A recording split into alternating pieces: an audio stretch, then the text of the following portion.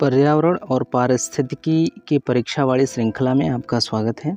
आज का जो हमारा पहला प्रश्न है वो है कि घटपरड़ी के निम्नलिखित भागों में से कौन सा एक घट में रूपांतरित हो जाता है। आपके ऑप्शन हैं ऑप्शन नंबर ए स्तंभ, ऑप्शन नंबर बी पत्ता, ऑप्शन नंबर सी अनुपर्ण और ऑप्शन नंबर डी पर्ण वृंत। तो इस प्रश्न का जो सही जवाब है वो है पत्ता। ऑप्शन नंबर बी इस प्रश्न का सही जवाब है। ऑप्शन नंबर बी इस प्रश्न का सही जवाब है। अगला प्रश्न जो है वो कहता है कि नीचे वाक्यांश दिए गए हैं, एक है कथन ए और एक है कारण आर। तो प्राकृतिक वनस्पति जलवायु का सही सूचकांक है। प्राकृतिक वनस्पति जलवायु का सही सूचकांक है, यह है कथन ए। कारण आर कह रहा है कि जलप्रिय पौधे आर्द्र जलवायु में पाए जाते हैं। करना क्या है कि उपयुक्त के संदर्भ में निम्नलिखित में से कौन सा सही है। आपके ऑप्शन हैं ऑप्शन नंबर ए और आर दोनों सही हैं तथा आर सही स्पष्टीकरण है ए का। ऑप्शन नंबर बी ए और आर दोनों सही है किंतु आर सही स्पष्टीकरण नहीं है ए का। ऑप्शन नंबर सी ए सही है किंतु आर गलत है और ऑप्शन नंबर डी ए गलत है किंतु आर सही है। तो ए क्या कह रहा है, प्राकृतिक वनस्पति जलवायु का सही सूचकांक है, ये भी सही है। और जलप्रिय पौधे आर्द्र जलवायु में पाए जाते हैं, ये भी ठीक है।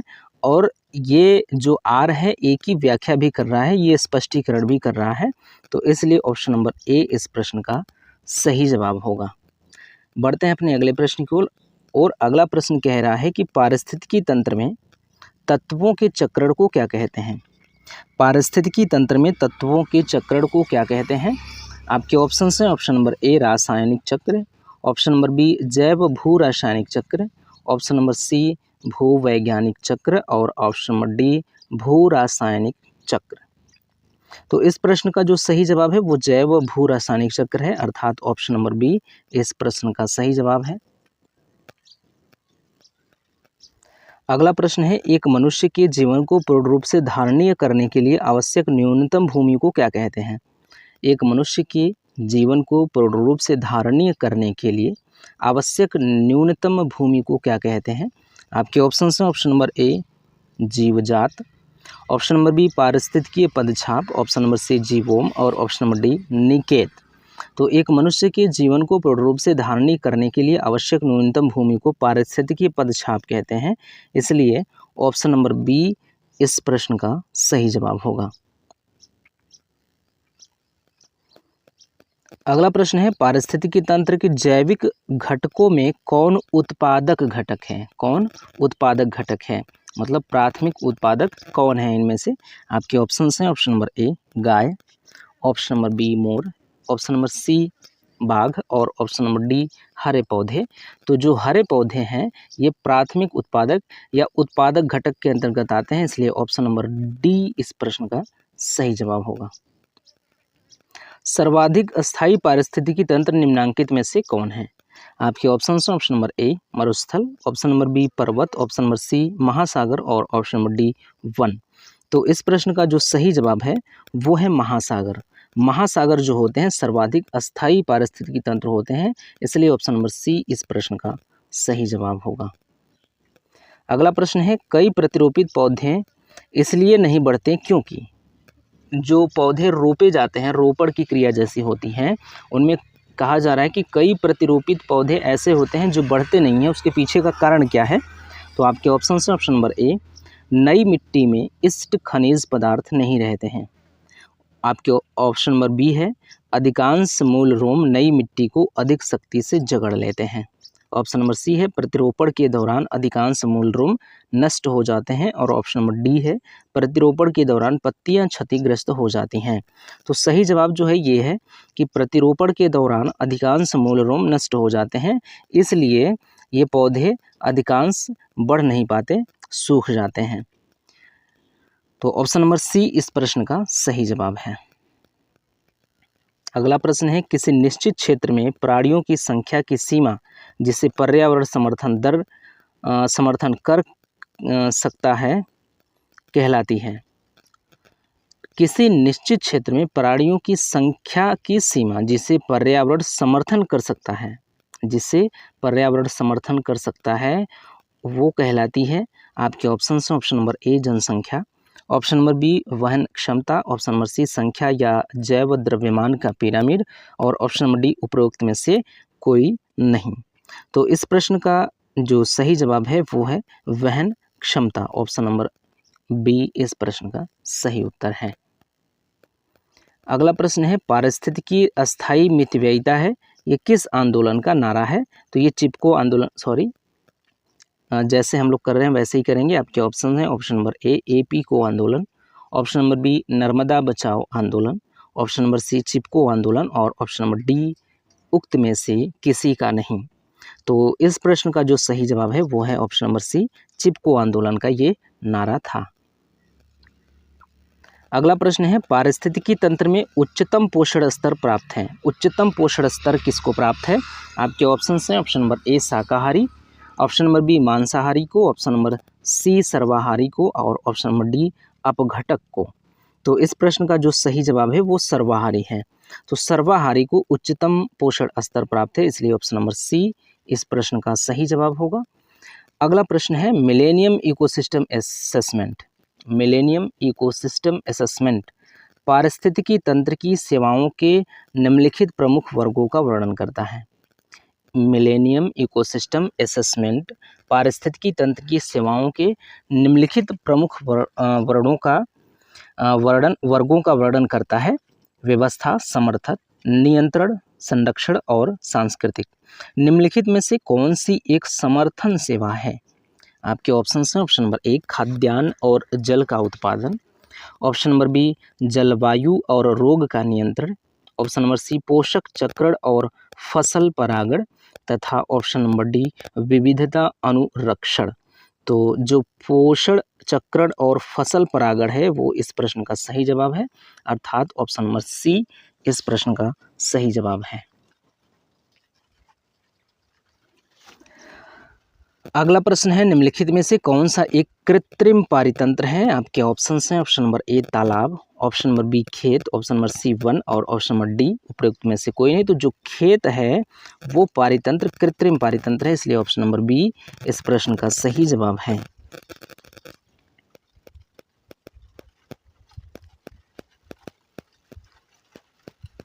अगला प्रश्न है, जीव भार का पिरामिड किस पारिस्थितिकी तंत्र में उल्टा बनता है? जीव भार का पिरामिड जो है किस पारिस्थितिकी तंत्र में उल्टा बनता है? तो आपके ऑप्शन हैं, ऑप्शन नंबर ए वन, ऑप्शन नंबर बी तालाब, ऑप्शन नंबर सी घासीय स्थल, और ऑप्शन नंबर डी शुष्क स्थल। तो इस प्रश्न का जो सही जवाब है वो है तालाब। तालाब का जो है जीव भार का पिरामिड उल्टा बनता है, इसलिए ऑप्शन नंबर बी इस प्रश्न का सही जवाब होगा। अब बढ़ते हैं अपने अगले प्रश्न की ओर। अगला प्रश्न कह रहा है कि पारितंत्रों की घटती उत्पादकता में घटते क्रम में उनका निम्नलिखित में से कौन सा अनुक्रम सही है? आपके ऑप्शन हैं, ऑप्शन नंबर ए महासागर, झील, घास स्थल और mangrove, option number B mangrove, महासागर, घास स्थल और झील, ऑप्शन नंबर सी मैंग्रोव, घास स्थल, झील और महासागर, तथा ऑप्शन नंबर डी महासागर, मैंग्रोव, झील तथा घास स्थल। तो उत्पादकता में कौन सा अनुक्रम सही है? उत्पादकता के क्रम में तो महासागर जो है वो सबसे कम उत्पादकता वाला होगा, तो महासागर लास्ट में है, ऑप्शन नंबर सी में। ऑप्शन नंबर सी में महासागर लास्ट में है, इसलिए ऑप्शन नंबर सी इस प्रश्न का सही जवाब होगा। तो पारितंत्रों की घटती उत्पादकता को में जो क्रम देखें हैं अगर हम लोग, तो इसमें मैंग्रोव सबसे अधिक उत्पादकता वाला है, उससे थोड़ा सा कम घास स्थल, उससे कम झील और सबसे कम महासागर। तो इसलिए ऑप्शन नंबर सी इस प्रश्न का सही जवाब होगा।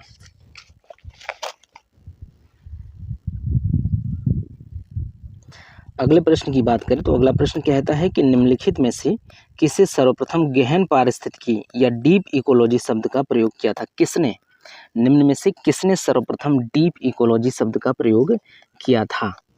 आपके ऑप्शन हैं option number A E.P. Odum ने, ऑप्शन नंबर बी सी अरोनकीयर ने, option number C F.E. Clements ने और option number D Arne Naess ने। तो जो डीप इकोलॉजी का सर्वप्रथम प्रयोग किया था वो नेस ने किया था, इसलिए ऑप्शन नंबर डी हो जाएगा इस प्रश्न का सही जवाब, अर्नीज नेस ने। अगला प्रश्न है निम्नलिखित नोबल गैसों में से कौन सी वायु में नहीं पाई जाती है? आपके ऑप्शन हैं option number A helium, option number B argon, option number C radon और ऑप्शन नंबर डी नियॉन। तो इनमें से नोबल गैसों में से वायु में कौन सी नहीं पाई जाती है? तो जो रेडॉन है, रेडॉन वायु में नहीं पाई जाती है, इसलिए ऑप्शन नंबर सी इस प्रश्न का सही जवाब है। निम्नलिखित में से कौन सा एक आहार श्रृंखला का सही क्रम है? आहार श्रृंखला का कौन सा सही क्रम है? क्रम क्या है? पहले डायटम, आपके ऑप्शन हैं ऑप्शन नंबर ए डायटम, क्रस्टेशियाई और हेरिंग, ऑप्शन नंबर बी क्रस्टेशियाई, डायटम और herring, option number C diatom, herring और क्रस्टेशियाई तथा ऑप्शन नंबर डी क्रस्टेशियाई, हेरिंग और डायटम। तो जो सही क्रम है वो है डायटम होगा, लास्ट में हेरिंग होगा, तो ये हेरिंग डायटम लास्ट में हेरिंग, तो ऑप्शन नंबर ए इस प्रश्न का सही जवाब होगा। अगला प्रश्न है पारितंत्र में खाद्य श्रृंखलाओं के संदर्भ में निम्नलिखित में से किस प्रकार के जीव अपघटक जीव कहलाता है या कहलाते हैं? किस प्रकार का या के जीव अपघटक जीव कहलाता है या कहलाते हैं? तो पहला है विषाणु, दूसरा कवक और तीसरा जीवाणु। तो जीव अपघटक इसमें से कौन है? तो अपघटक की बात करें तो जो विषाणु होते हैं वो अपघटक की श्रेणी में नहीं आते हैं, तो इसलिए एक तो नहीं आएगा।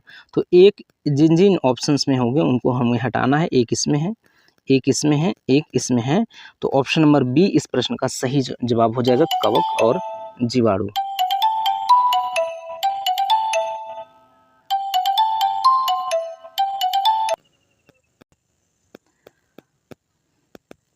अगला प्रश्न है पारितंत्र में खाद्य श्रृंखला में, ये तो कंप्लीट हो गया। इस प्रश्न का सही जवाब हमने देखा कि ये विषाणु नहीं होगा, तो एक कैंसिल होगा, ये कैंसिल होगा, ये कैंसिल होगा, तो ऑप्शन नंबर बी इस प्रश्न का सही जवाब होगा।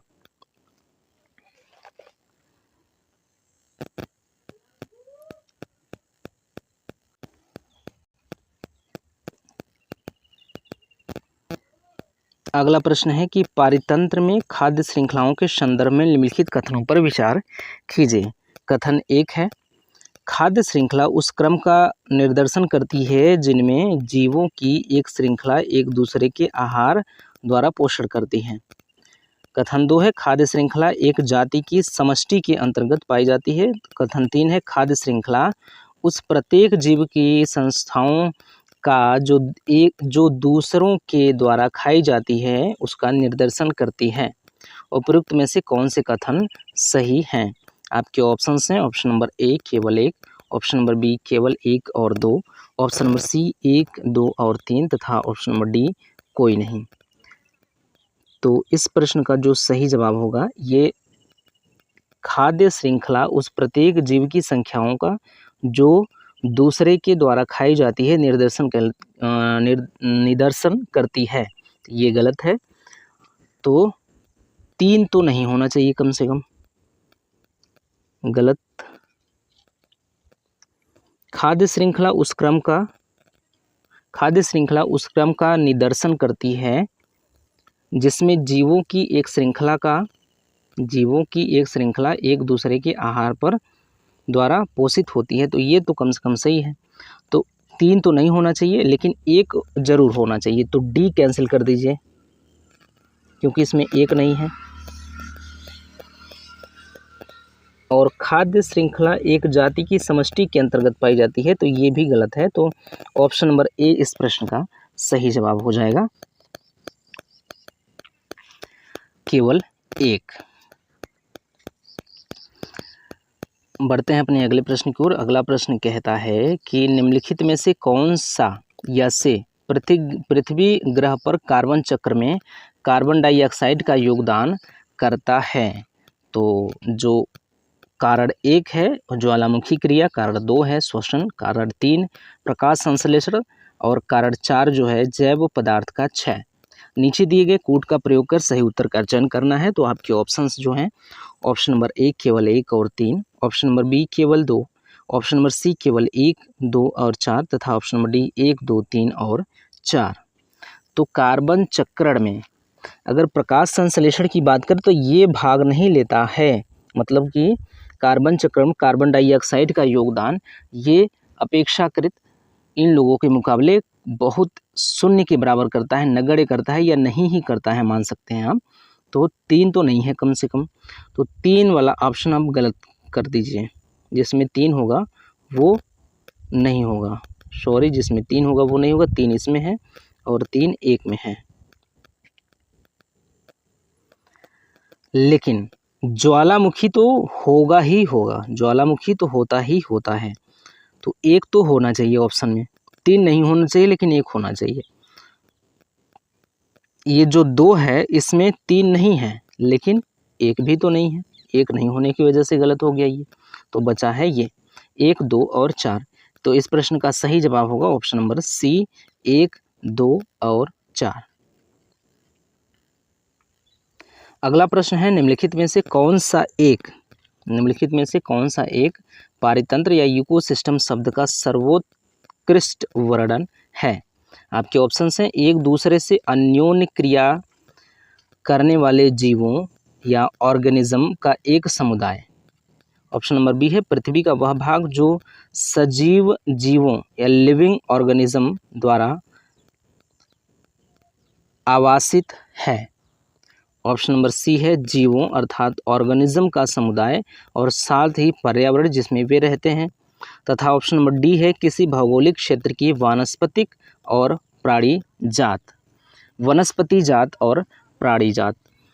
तो जीवों का जो समुदाय है वो होगा और उसके साथ साथ जिस पर्यावरण में वो रहता है वो, तो ये इकोसिस्टम या पारितंत्र का उदाहरण के अंतर्गत आ सकता है, इसलिए ऑप्शन नंबर सी इस प्रश्न का सही जवाब होगा। अगला प्रश्न है निम्नलिखित में से कौन सा कृत्रिम पारितंत्र है? निम्नलिखित में से कौन सा कृत्रिम पारितंत्र है? तो आपके ऑप्शन हैं ऑप्शन नंबर ए धान का खेत, ऑप्शन नंबर बी वन, ऑप्शन नंबर सी घास का मैदान और ऑप्शन नंबर डी झील। तो आप देख सकते हैं ऑप्शन नंबर ए इस प्रश्न का सही जवाब होगा। धान का खेत जो है वो कृत्रिम पारितंत्र होगा। अगला प्रश्न है निम्नलिखित में से कौन किसी जल निकाय में घनत्व प्रवणता को दर्शाता है?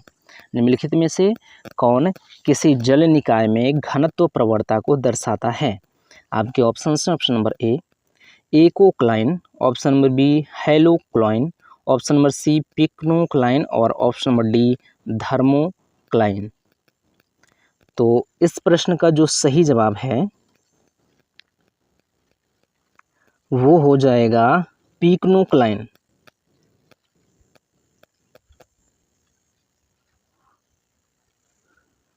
क्या हो जाएगा? पिक्नोक्लाइन जो है ऑप्शन नंबर सी में है, इसलिए ऑप्शन नंबर सी इस प्रश्न का सही जवाब हो जाता है। अगला प्रश्न है निम्नलिखित कथनों पर विचार कीजिए। कथन 1 समुद्री कच्छपों की कुछ जातियां शाकभक्षी होती हैं। हम लोग यहीं पे इसका देखते चलते हैं कौन गलत है कौन सही है, क्या करना है, सही चुनना है। तो समुद्री कच्छपों की कुछ जातियां जो हैं वो शाकभक्षी होती हैं, ये तो सही है। मछली की कुछ जातियां भी शाकभक्षी होती हैं, मतलब घास पत्ता शाक को खाने वाली, जो छोटे छोटे घास होते हैं उनको खाने वाली। तो मछली की कुछ जातियां भी शाकभक्षी होती हैं, शाक खाती हैं। ठीक। समुद्री वनस्पतियों की कुछ जातियां शाकभक्षी नहीं हो, समुद्री स्तनपाइयों की कुछ जातियां शाकभक्षी नहीं होती हैं। इसका मतलब कुछ जातियां शाकभक्षी होती हैं।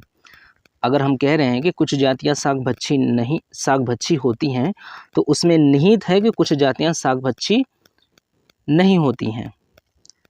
तो नहीं हुई होती हैं, कुछ जातियां होती भी, कुछ नहीं हुई होती हैं। तो मान लीजिए ये भी सही है। अब बात करते हैं हम लोग ऑप्शन की। ऑप्शन नंबर ए दिया है आपका केवल 1 और 3, ऑप्शन नंबर बी है केवल 2, 3 और 4, ऑप्शन नंबर सी है केवल 2 और 4 तथा ऑप्शन नंबर डी है 1, 2, 3 और 4। तो एक होना चाहिए, इसमें एक नहीं है, ये गलत हो जाएगा। इसमें भी एक नहीं है, गलत हो जाएगा। 2 भी होना चाहिए, इसमें 2 नहीं है, तो ये गलत हो जाएगा। इसलिए ऑप्शन नंबर डी इस प्रश्न का सही जवाब होगा। अगला प्रश्न है सबसे अधिक स्थिर पारिस्थितिकी तंत्र कौन सा है? तो आपके ऑप्शन है ऑप्शन नंबर ए सागरीय, ऑप्शन नंबर बी वन, ऑप्शन नंबर सी पर्वतीय और ऑप्शन नंबर सी और ऑप्शन नंबर डी जो है मरुस्थलीय है। तो सागरीय पारितंत्र जो है वो सबसे ज़्यादा अधिक अस्थायी होता है और सबसे अधिक पृथ्वी पर सर्वाधिक सबसे अधिक क्षेत्र वाला पारिस्थितिकी तंत्र भी सागरीय है और सबसे स्थिर पारिस्थितिकी तंत्र भी सागरीय पारिस्थितिकी या महासागर पारिस्थितिकी है। इसलिए ऑप्शन नंबर ए इस प्रश्न का सही जवाब है।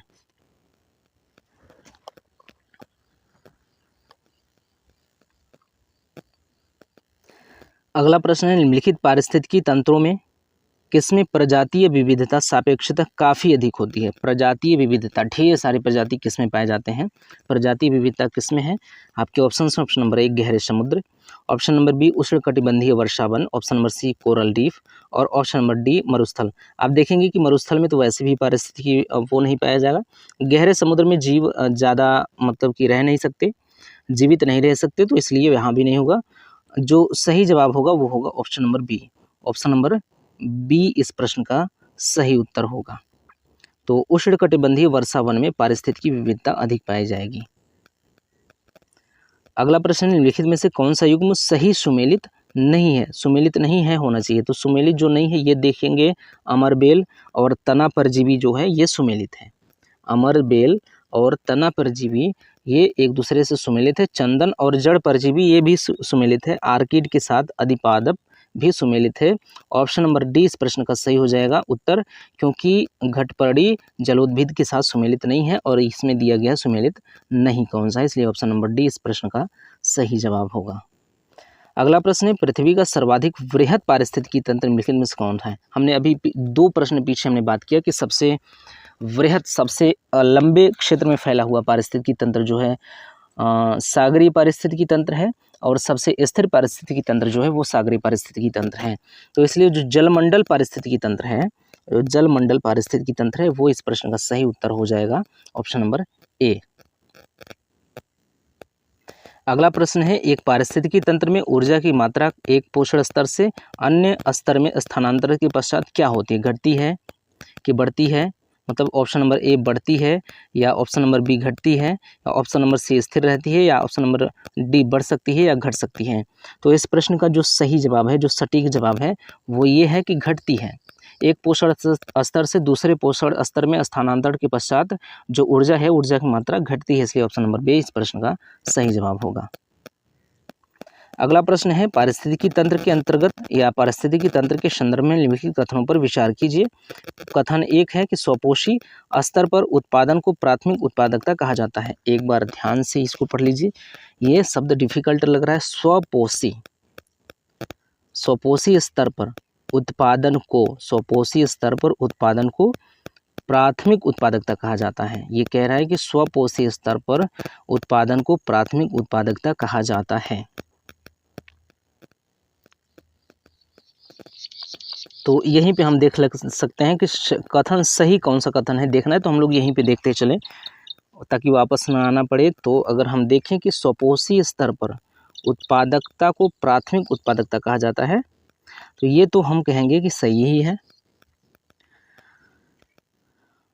अगर अब बात करें, अच्छा ऑप्शन में आ जाएं, पहले छाट लेते हैं, एलिमिनेट कर लेते हैं। तो एक गलत, एक सही है, तो एक कम से कम तो होना चाहिए ऑप्शन में। तो इसमें न तो एक न तो 2 दिया है, तो ये गलत हो जाएगा। इसमें भी एक नहीं है तो ये गलत हो जाएगा। अब बचा है 1 और 2। चलिए इसको भी देखना पड़ेगा। द्वितीयक उत्पादकता का संदर्भ परपोषी स्तर के उत्पादन से है। द्वितीयक उत्पादकता का संदर्भ परपोषी स्तर के उत्पादक से है। परपोषी मतलब दूसरे पर आश्रित, तो द्वितीयक उत्पादकता जो है वो दूसरे पर आश्रित होगा ही, क्यों प्राथमिक उत्पादकता पे आश्रित होगा ही। तो इसलिए ये क्या है, ये भी सही हो जाएगा। इसलिए 1 और 2 दोनों सही हो जाएंगे, इसलिए ऑप्शन नंबर सी इस प्रश्न का सही जवाब हो जाएगा। अगला प्रश्न है जैविक एवं अजैविक संघटकों के मध्य बिचौलिए का कार्य कौन करता है। आपके ऑप्शन ऑप्शन नंबर ए परजीवी, ऑप्शन नंबर बी वियोजक, ऑप्शन नंबर सी उत्पादक और ऑप्शन नंबर डी उपभोक्ता। तो इनके बीच जो बिचौलिए का कार्य करता है वो वियोजक करता है, इसलिए ऑप्शन नंबर बी इस प्रश्न का सही जवाब हो जाएगा। अगला प्रश्न कह रहा है कि कुछ कारणोंवश यदि तितलियों की जाति, जो तितलियों की स्पीसीज है उसकी संख्या में बड़ी मात्रा में गिरावट हो जाए तो इसका या इसके संभावित परिणाम क्या हो सकते हैं। पूछ रहा है कि अगर तितलियां पृथ्वी पर से समाप्त हो जाएं या कम हो जाएं या उनकी संख्या में गिरावट हो जाए तो क्या प्रभाव पड़ सकता है पर्यावरण पे या किसी भी चीज़ पे। तो जो प्रभाव दिया गया है वो ये कह रहा है कि कुछ पौधों के परागण पर प्रतिकूल प्रभाव पड़ सकता है। तो सही बात है, कुछ क्योंकि तितलियाँ जो होती हैं बहुत ढेर सारे पौधों के परागण में तितलियाँ और मक्खियाँ बहुत सारे पेड़ पौधों के परागण में अपना योगदान निभाती हैं, तो कुछ पौधों के परागण पर प्रतिकूल प्रभाव पड़ेगा। ये तो ठीक है, ये सही लाइन लिखा हुआ है। तो पूछ क्या रहा है, सही उत्तर का चयन करना है। तो ठीक, ये तो सही है, ये वाला ऑप्शन। कुछ दृश्य पौधों में कवकीय संक्रमण प्रचंड रूप से बढ़ सकता है। ठीक है, इसको छोड़ के चलें। अच्छा, तीसरा देखते हैं, इसके कारण बर्रों, मकड़ियों और पक्षियों की कुछ प्रजातियों की समष्टि में गिरावट होगी। तो ये सही हो जाएगा। तो 1 और 3 तो होना चाहिए ऑप्शन में कम से कम। इसमें 3 तो है लेकिन 1 नहीं है, इसमें 1 तो है लेकिन 3 नहीं है, बचा है 2। बी जो है वो गलत है।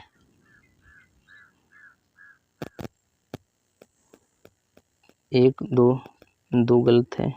ठीक, ऑप्शन नंबर सी इस प्रश्न का सही जवाब हो जाएगा। केवल 1 और 3 जो हैं वो प्रभाव पड़ेगा तितलियों के कम होने से या उनकी संख्या में भारी गिरावट की वजह से, इसलिए ऑप्शन नंबर सी इस प्रश्न का सही जवाब होगा। अगला प्रश्न है, अधोलिखित में से कौन सा जीव जैवमंडल तक जैविक संगठन का सही क्रम है। अधोलिखित में कौन सा जीव से जैवमंडल तक जैविक संगठन सही क्रम कौन सा है। आपके ऑप्शन नंबर ए जनसंख्या, पारिस्थितिकी तंत्र, समुदाय और भूदृश्य, ऑप्शन नंबर बी भूदृश्य, समुदाय, पारिस्थितिकी तंत्र और जनसंख्या, ऑप्शन नंबर सी जनसंख्या, समुदाय, पारिस्थितिकी तंत्र और भूदृश्य, ऑप्शन नंबर डी है जनसंख्या, भूदृश्य, समुदाय और पारिस्थितिकी तंत्र। तो पहले तो अगर बात करें तो जनसंख्या होना चाहिए, अगर जनसंख्या पहले है तो भूदृश्य गलत हो जाएगा। आपका बचा है ऑप्शन, 3 ऑप्शंस बचे हुए हैं। तो पहले तो जनसंख्या होना चाहिए, जनसंख्या से मिलके क्या बनता है, समुदाय मिलता है, समुदाय बनता है। जनसंख्या से मिलके बनता है समुदाय, तो जनसंख्या के बाद समुदाय आप देख सकते हैं ऑप्शन नंबर सी में है। तो 2 चीज़ों को ही देखने से हमें उत्तर मिल गया यहाँ पे, तो ऑप्शन नंबर सी इस प्रश्न का सही जवाब हो जाएगा। तो जनसंख्या, समुदाय, पारिस्थितिकी तंत्र और भूदृश्य इस प्रश्न का सही जवाब हो जाएगा। ऑप्शन नंबर सी इस प्रश्न का सही जवाब है। अगला प्रश्न है, नीचे 2 वक्तव्य दिए गए हैं जिनमें से एक को अभिकथन ए तथा दूसरे को कारण आर कहा गया है। तो अभिकथन ए जो है जीवमंडल एक खुला तंत्र का उदाहरण है, सही है। यहीं पे टिक कर लेते हैं कि सही ये है।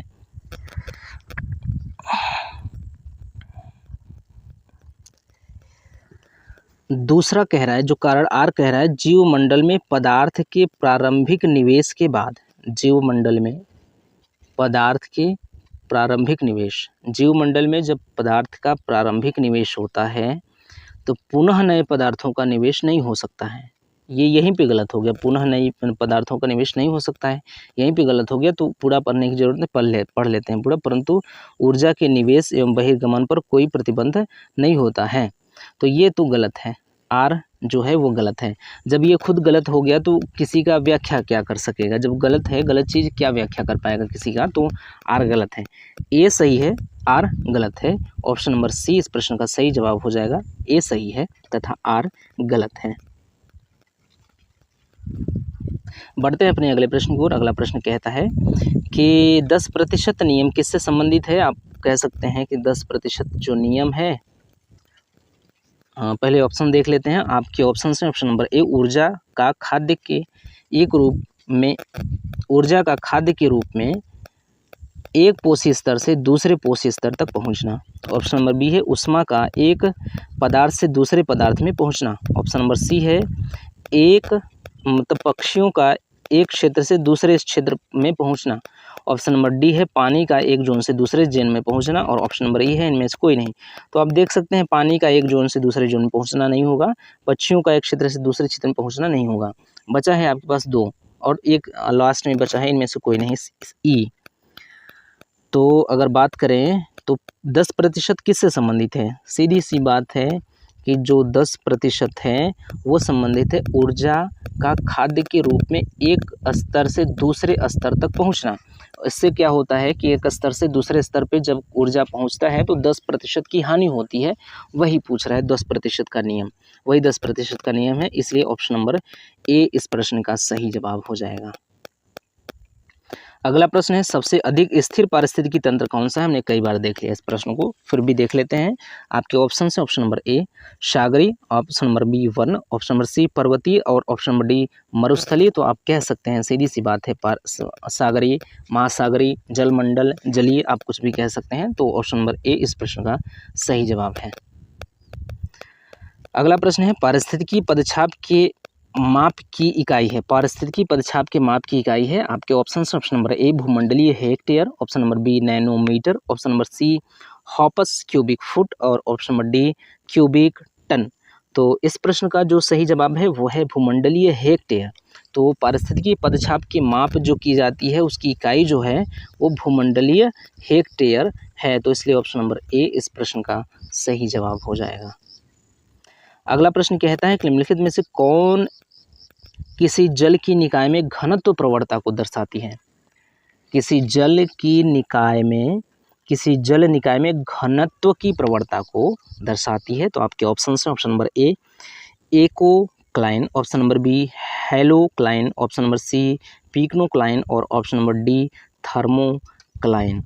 तो जो प्रभावित करती है, जो घनत्व प्रवणता को दर्शाती है, वो दर्शाने का काम करती है पिक्नोक्लाइन ये काम करती है। तो इसलिए ऑप्शन नंबर सी इस प्रश्न का सही जवाब हो जाएगा।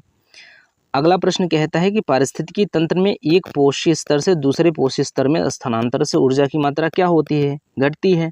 ठीक, सीधी सी बात है। तो लेकिन देख लेते हैं, आपके ऑप्शंस दिए गए हैं। ऑप्शन नंबर ए बढ़ती है, ऑप्शन नंबर बी घटती है, ऑप्शन नंबर सी स्थिर रहती है, ऑप्शन नंबर डी बढ़ सकती है या घट सकती है। तो ऑप्शन नंबर बी इस प्रश्न का सही जवाब हो जाएगा, घटती है। पारिस्थितिकी तंत्र में एक पोषी स्तर से दूसरे पोषी स्तर पर ऊर्जा का स्थानांतरण से ऊर्जा का स्तर 10% घट जाता है, तो घटती है।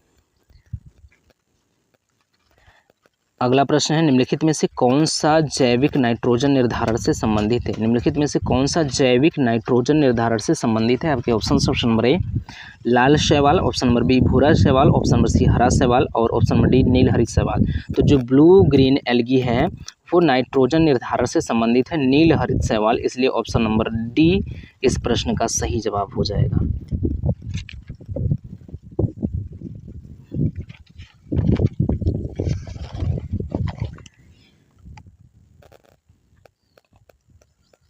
अगला प्रश्न कह रहा है कि इकोसिस्टम के संबंध में निम्नलिखित में से क्या सत्य है? इकोसिस्टम के संबंध में निम्नलिखित में से क्या सत्य है? आपके ऑप्शन ऑप्शन नंबर ए प्राथमिक उपभोक्ता उत्पादक पर न्यूनतम रूप से आश्रित है।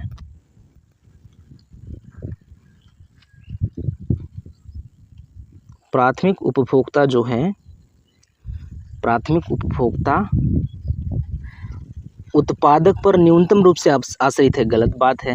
प्राथमिक उपभोक्ता जो है वो क्या उत्पादक पर आश्रित है? पूरी तरह से आश्रित है उत्पादक पर ही, पेड़ पौधों पर ही आश्रित। उत्पादक जो होते हैं वो पेड़ पौधे होते हैं। प्राथमिक उपभोक्ता जो होते हैं शाकाहारी होते हैं, जो घास ओस खाते हैं जैसे भेड़ बकरी वगैरह। तो ये पेड़ पौधे पर पूरी तरह से आश्रित होते हैं, लेकिन ये कह रहा है कि न्यूनतम आश्रित होते हैं, तो ये तो गलत हो जाएगा। प्राथमिक उपभोक्ता उत्पादकों की संख्या में अधिक होते हैं। प्राथमिक उपभोक्ता होते हैं, उत्पादकों की संख्या में अधिक नहीं होते हैं। प्राथमिक उपभोक्ता अधिक होते हैं। आप देखेंगे पेड़ पौधा घास हो अधिक, मतलब घास अधिक होगा, बकरी कम है, घास की संख्या अधिक है। तो प्राथमिक उपभोक्ता उत्पादकों की संख्या में अधिक होते हैं, प्राथमिक उपभोक्ता अधिक नहीं होते हैं, लेकिन इसमें लिखा है अधिक होते हैं, तो ये लाइन तो ऐसे गलत हो जाएगा। उत्पादक जो है प्राथमिक उपभोक्ता से अधिक हैं। उत्पादक क्या है? प्राथमिक उपभोक्ता से अधिक हैं। तो ऊपर की लाइन गलत है, तो नीचे का लाइन जो है वो सही है। तो अब अगला जो कह रहा है, द्वितीयक उपभोक्ता अधिकतम होने के साथ साथ बहुत ही शक्तिशाली होते हैं। द्वितीयक उपभोक्ता अधिक शक्तिशाली नहीं होते हैं, बहुत ही अधिक शक्तिशाली, बहुत ज़्यादा शक्तिशाली नहीं होते। लास्ट में अगर शेर और की बात करें, वो उच्च उत्पादकता होते हैं, मतलब उच्च श्रेणी के मांसाहारी होते हैं, वो सबसे अधिक शक्तिशाली होते हैं। तो ठीक है, ये गलत हो जाएगा। तो ऑप्शन नंबर सी इस प्रश्न का सही जवाब हो जाएगा। उत्पादक प्राथमिक उपभोक्ता से अधिक है। अगला प्रश्न है, अर्नेस्ट हैकेल किस संकल्पना से संबंधित हैं? तो सीधी सी बात है, इससे संबंधित हैं। तो आपके ऑप्शन जो हैं, ऑप्शन जीवों की उत्पत्ति है, नहीं है इससे। कार्बन चक्र है, इससे भी नहीं है। ऑप्शन नंबर सी जैविक अनुक्रम, इससे भी नहीं है। तो ऑप्शन नंबर डी इस प्रश्न का सही जवाब होगा। इस लेशन का जो पारिस्थितिकी और पारिस्थितिकी तंत्र है, ये जो लेशन है, दूसरा लेशन है परीक्षावाड़ी में, इस लेशन का ये अंतिम प्रश्न है। इस लेशन का ये अंतिम प्रश्न है। अंतिम प्रश्न ये कह रहा है कि जहाँ जीव रहता है उस सटीक जगह को क्या कहते हैं? तो जहाँ जीव रहता है उस सटीक जगह को हम आवास कह सकते हैं, निकेत कह सकते हैं, निकेत कह सकते हैं, आवास कह सकते हैं। तो ये भी हो सकता है, ये भी हो सकता है। उपयुक्त में से कोई नहीं, तो ये तो नहीं होगा।